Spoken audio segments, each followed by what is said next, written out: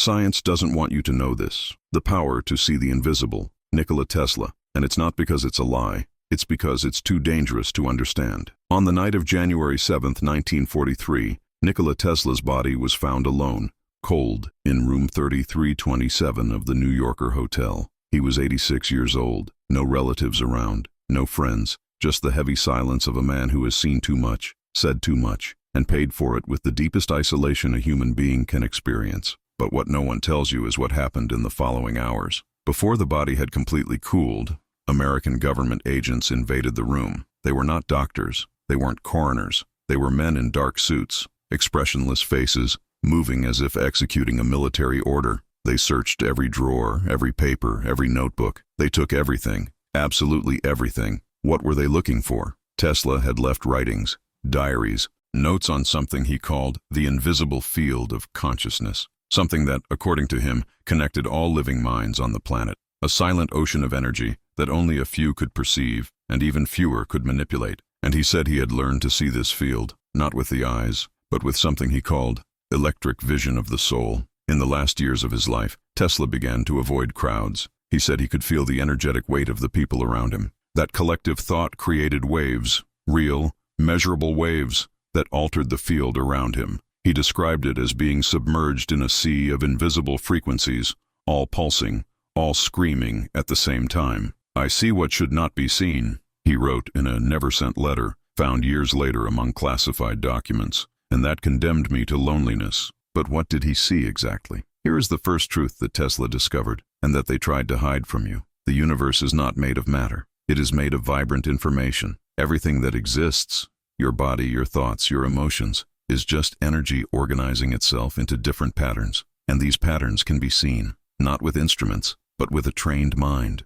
with a calibrated conscience. Tesla was not crazy. He was a man who learned to tune his mind to the frequency where reality is still being created, and he paid dearly for it. Because when you start to see the invisible, you realize something terrifying. Most people are sleeping, living like automatons, repeating patterns, emitting the same frequencies day after day, without ever questioning why they feel what they feel, why they think what they think. And worse, you realize that there are forces, invisible too, that feed on this, who manipulate this field, that keep humanity vibrating low because it is easier to control a herd that cannot see the fences. Tesla saw these fences, and he tried to destroy them, but not with weapons, not with speeches. He tried to do something much more radical. He tried to teach humanity to see. In the last 10 years of his life, Tesla began to talk about vibrational education, about how the human mind could be trained to perceive energetic fields, to read intentions before they were spoken, to feel the truth behind words. He said that if this happened en masse, no government,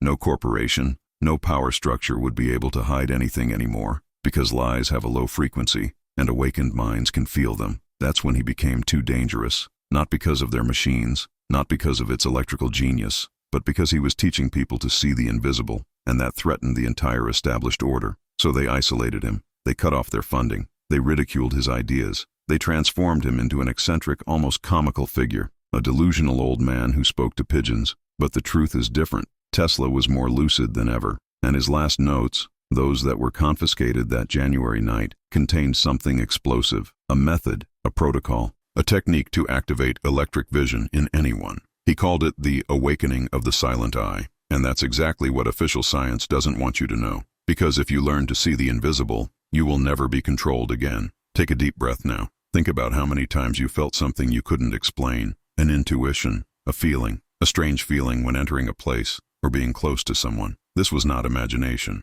It was you touching, for a second, the invisible field that Tesla dedicated his entire life to studying. And if you're feeling a thrill right now, a curiosity that seems to come from within, perhaps it's because your conscience is already beginning to awaken. If this story resonates with you, subscribe to the channel, because what comes next going will reveal what really happened to Tesla and how you can learn the technique he left hidden. 3 weeks before his death, Tesla received an unexpected visitor. It was a gray December afternoon. Light snow was falling over New York. Tesla was sitting in the worn armchair in his room, feeding pigeons through the window, when he heard the knock on the door. Firm, calculated, 3 dry blows. He didn't expect anyone, never expected it. When he opened the door, he saw a tall man, around 40 years old, wearing an impeccable suit and wearing a black leather briefcase. The face was too neutral, the kind of neutrality that is trained, not natural. "Mr. Tesla," the man said without smiling, "my name is Dr. Richard Calloway. I represent a group of investors interested in your work." Tesla narrowed his eyes. "I have no more work to offer. We're not interested in your inventions," Calloway responded, stepping forward uninvited. "We are interested in your notes on consciousness." Tesla felt his stomach tighten. Those words, conscience, should not have been in that man's mouth. He had never published anything about it. I had never spoken openly. How did they know? Calloway entered the room, placed the briefcase on the table, and slowly opened it. Inside, there were documents, photographs, and something that made Tesla's blood run cold. Copies of pages from your personal diary, pages he had never shown to anyone. "How did you do that?" Tesla asked, his voice shaking with suppressed anger. "We have access to many things, Mr. Tesla, and we know that you are developing something dangerous." Dangerous. The word echoed in the silence of the room. Calloway continued, with the same disturbing calm. "You believe it is possible to train the human mind to perceive energy fields, to read intentions, to detect lies, to see, let's say, the naked truth behind any speech." Tesla did not respond, just watched. "That, Mr. Tesla, cannot exist. It cannot be taught. It cannot be publicized." "Why?" Tesla asked, his voice now firm as steel. "Why would I expose you?" Calloway smiled for the first time, a cold, almost mechanical smile. "Because it would expose everyone, Mr. Tesla. Governments, corporations, families, relationships. Imagine a world where no one can lie, where every hidden intention is felt before it is spoken, where every manipulation is detected instantly." He paused, letting the words hang in the air like poison. "Society would collapse. There is no human structure that survives the absolute truth." Tesla felt something break inside him. It wasn't fear, it was understanding. Bitter, devastating understanding. They were not afraid of their machines. They were afraid of his philosophy. Because Tesla wasn't just revealing how the universe worked. He was teaching people to see through the illusions that underpinned all of modern civilization. And that was unacceptable. Calloway closed the briefcase with a sharp click. "I'm here to offer something simple, Mr. Tesla. You stop. Stop writing. Stop thinking about it. Stop trying to spread this vision, and we will make sure you end your days in peace, with dignity, in comfort." "What if I refuse?" Calloway looked at him with something that almost looked like pity. "So you end your days alone, ridiculed, forgotten, and everything you wrote will be confiscated and destroyed. No one will ever know that Nikola Tesla tried to free humanity." Tesla was silent for a long moment. Then slowly, he walked to the window. He looked at the city below. Millions of lights, millions of minds, all vibrating at low frequencies, repeating patterns, trapped in invisible cycles. And he knew. "I knew that if I gave in, everything would be lost. But I also knew that if I resisted, I would be erased from history. Your ideas, buried. Your truth, silenced." He turned to Calloway. "Get out of my room." Calloway sighed, picked up her briefcase, and walked to the door. Before leaving, he looked back one last time. "You are a genius, Tesla. But lone geniuses don't change the world. They just die trying." The door closed, and Tesla was left alone. But something had changed inside him. Something Calloway hadn't anticipated. Tesla wasn't going to stop. I wasn't going to give in. But I also wasn't going to try to convince the world publicly anymore. He was going to do something different. He was going to hide his discovery. But don't destroy it. I was going to code it, encrypt it, leave it buried in layers of symbolism, metaphors, enigmas, so that one day, when humanity was ready, someone would find it. And that's exactly what he did for the next 3 weeks. He rewrote everything. He transformed his scientific notes into parables, his formulas in poetry, its diagrams in seemingly meaningless drawings, and hid the key to activate the silent eye, the technique that would allow any ordinary person to see the invisible field of consciousness. But where did he hide it? This is the question that has tormented researchers for decades. Because when Tesla died, his papers were confiscated. But something was missing, something crucial. There was a gap, an emptiness, as if he had deliberately removed a central piece from the entire puzzle, and no one could find her. Then, in 1978, an archivist named Daniel Kovacs was cataloging old documents in a government warehouse when he found something strange, a letter addressed to "He Who Sees." No recipient, no official sender, just Tesla's name scrawled in the bottom corner, and inside the letter, a single sentence: "The eye is not on the papers, it is on the silence between the thoughts." Kovacs didn't understand. Nobody understood. But the sentence was enough to start something, a search, an underground investigation. A small group of scientists and philosophers began trying to decipher what Tesla really meant. And what they discovered was frightening, because Tesla wasn't talking about metaphors. He was talking about a real neurological phenomenon, something that happens in the human brain when the mind enters a specific state of stillness, a state where the senses expand, where perception pierces the veil of matter, and where, finally, you begin to see. But see what? This is the question that takes us to the next block, because what Tesla discovered was not just philosophical.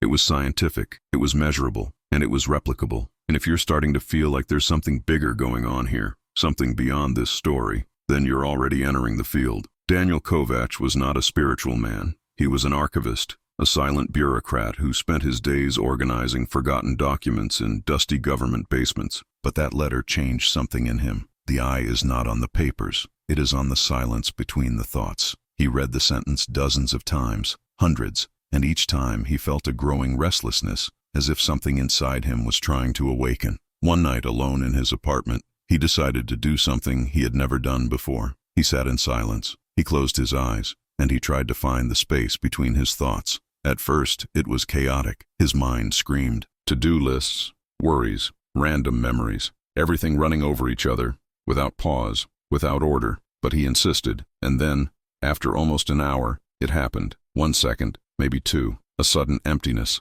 a silence so deep it seemed almost physical. And in that silence, he saw something, not with the eyes, not with imagination. He saw a light, a soft, pulsating light, coming from within your own chest, and around that light, lines, thin, vibrant lines, connecting to something beyond him, as if he were a node in an invisible network that stretched infinitely. Kovacs opened his eyes, panting. His heart was beating fast, his hands were shaking, but he knew. I knew I had touched something real, and that's when he understood. Tesla wasn't talking about philosophy. I was talking about a technique, a method, a practical way to access what he called the invisible field of consciousness. Kovacs started researching. He scoured everything he could find about Tesla, every letter, every interview, every obscure mention in old newspapers, and he discovered a pattern. In the last years of his life, Tesla constantly repeated 3 practices. First, he practiced long periods of mental silence, not formal meditation, but something he called thought fasting.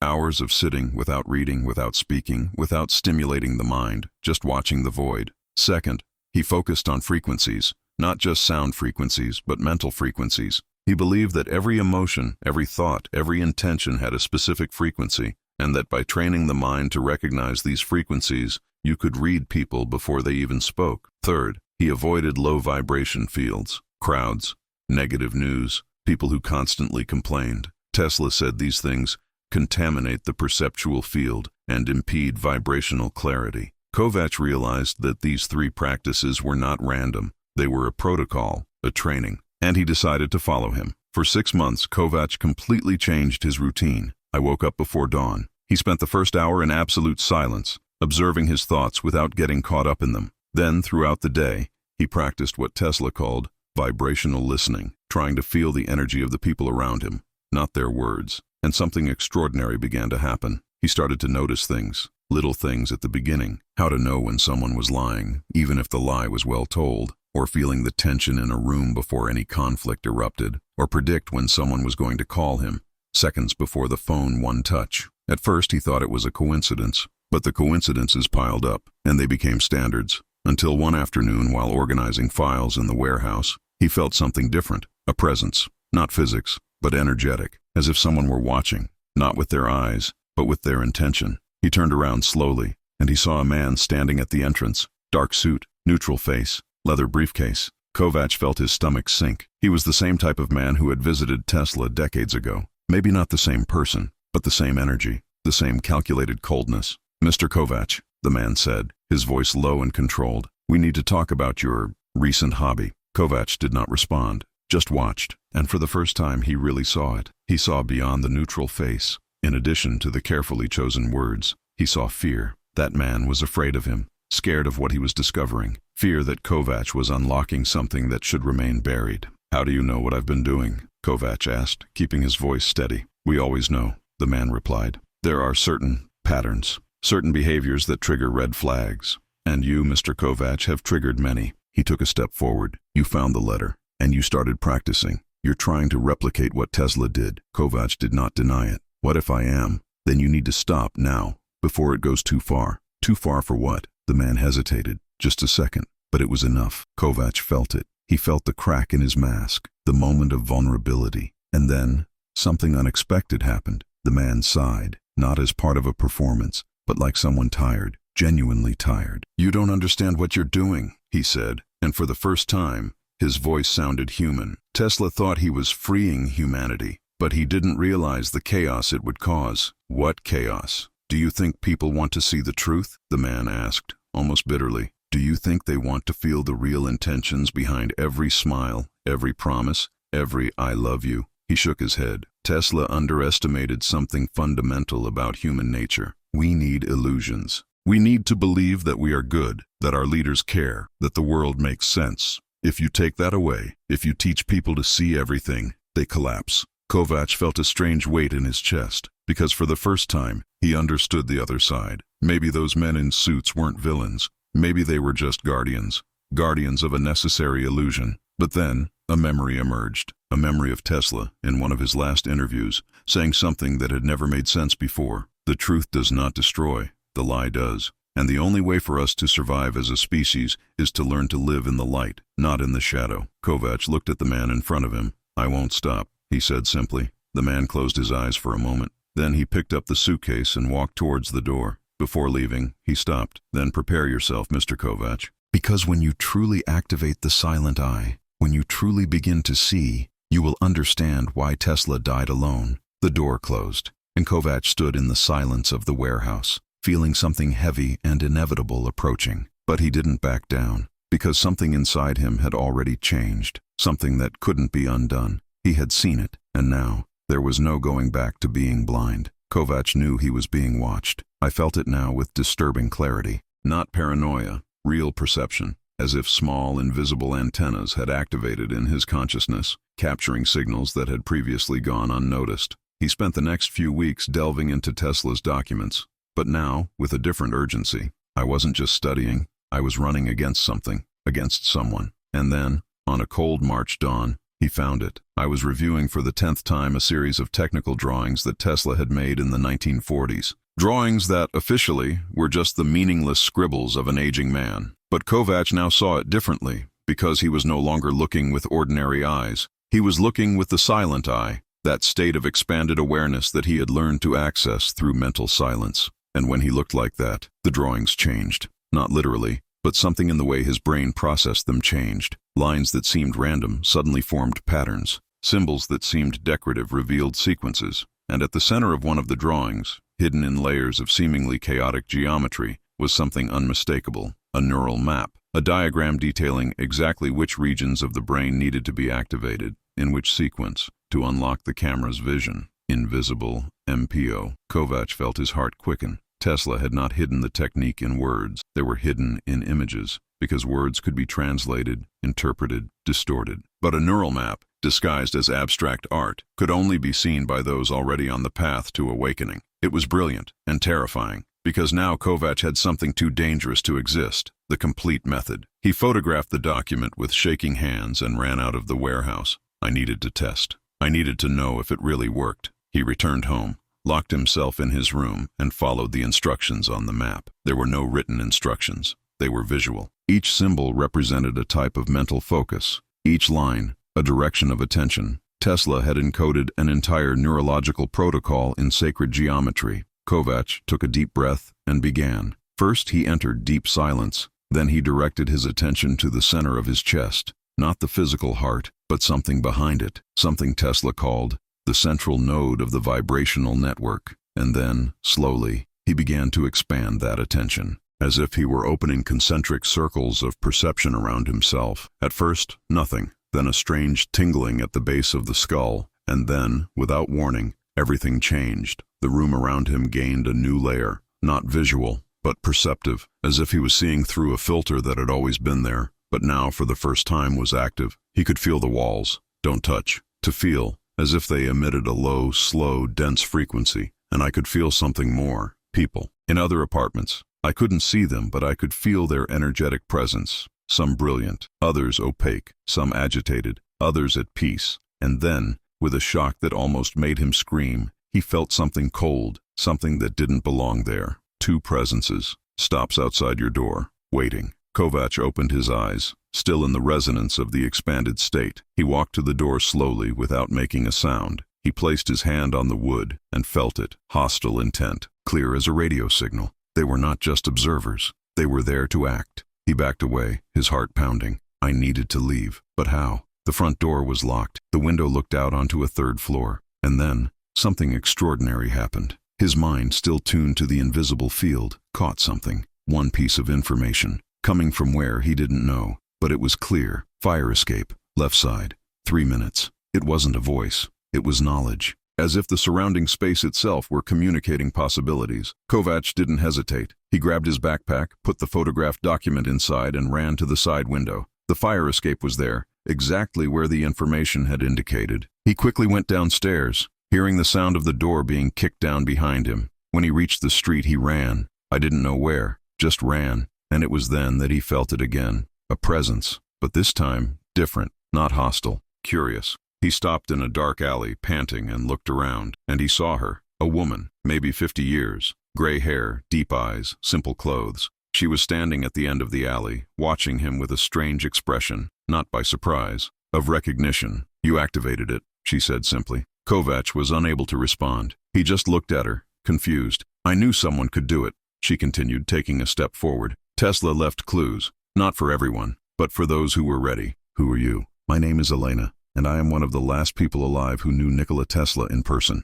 Kovac felt the world spin. That's impossible. He died in 1943. I was 12, she said with a sad half-smile. My mother worked at the New Yorker hotel. I used to bring him food, and on one of those visits, he taught me something. She paused. He taught me to see. Kovac didn't know if he should believe it, but something about her resonated with truth. He could feel it. There was no lie there. Why are you here? He asked. Because I feel it when someone activates the silent eye. It's like a wave, a disturbance in the field, and I've been waiting decades for this. Elena walked over and grabbed his arm with surprising strength. Listen carefully. What you discovered is real, but it's also dangerous. Not because it's bad, but because it reveals too much, and there are people who would do anything to keep it hidden. I already know that, Kovac said. They are hunting me. No, Elena corrected, shaking her head. They're not hunting you. They're testing you. Kovac frowned. What? Do you think it was a coincidence that you found that letter? Do you think it was luck that you uncovered the neural map? She smiled, but it was a bitter smile.